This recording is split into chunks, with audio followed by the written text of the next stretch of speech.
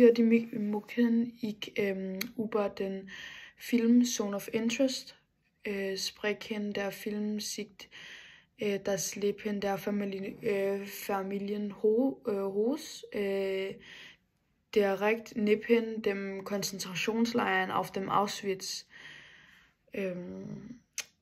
Der Familien ist eine Nationalismus. Ich werde drei walzig Szenen beschreiben.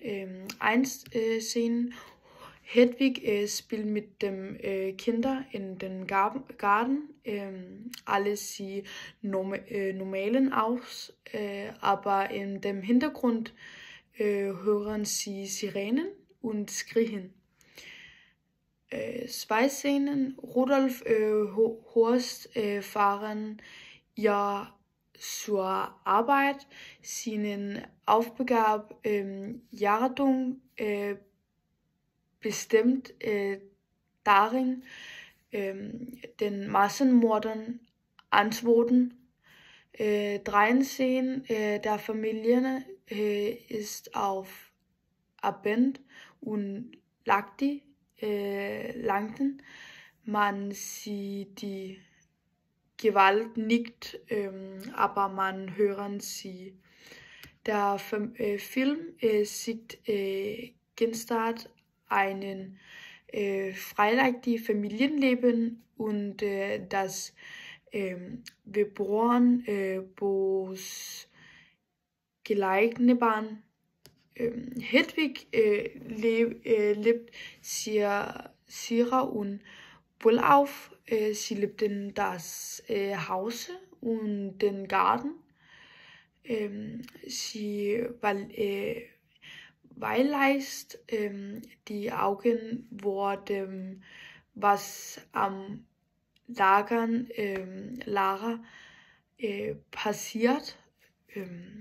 Sie sitzen stolz, sie zu sein und völlig sie in ihrem Zuhause wie eine Königin.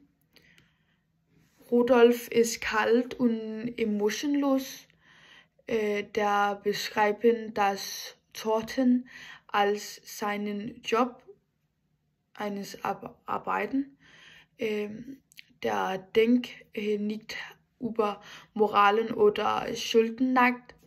Er hat Makten und er nutzt sie, oder über die